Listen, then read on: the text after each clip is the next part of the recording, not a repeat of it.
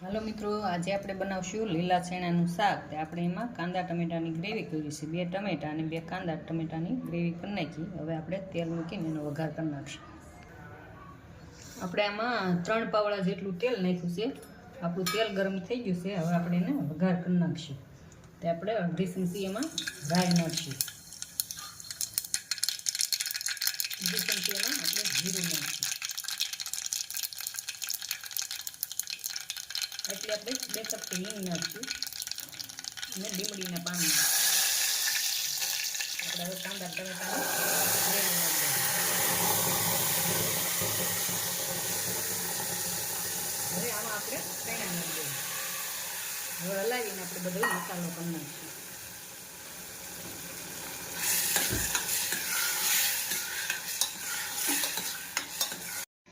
હવે આપણે આમાં બધા મસાલા કરશું. આપણે અડધી ચમચી હળદર નાખી, 1 ચમચી આપણે ધાણા જીરું પાવડર નાખશું, 3 ચમચી આપણે ચટણી નાખશું.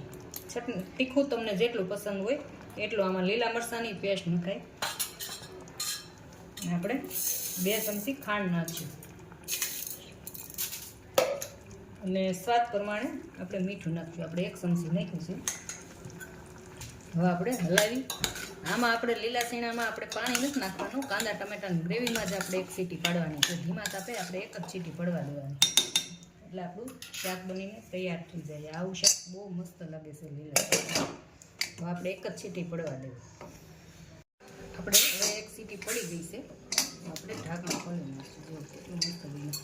હવે એમાં આપણે મસાલા, લીલું લસણ ને લીલા ધાણા આપણે નાખ્યા અને અડધી ચમચી ગરમ મસાલો નાખી દીધો. હવે એને આપણે 5 મિનિટ આમને હળવા દેવું. આપણે શાક બનીને તૈયાર થઈ જાય. જો કેટલું મસ્ત બન્યું. જોતા જ ખાવાનું મન થાય. પસંદ આવે તો શેર કરજો, લાઈક કરજો ને સબસ્ક્રાઈબ કરજો.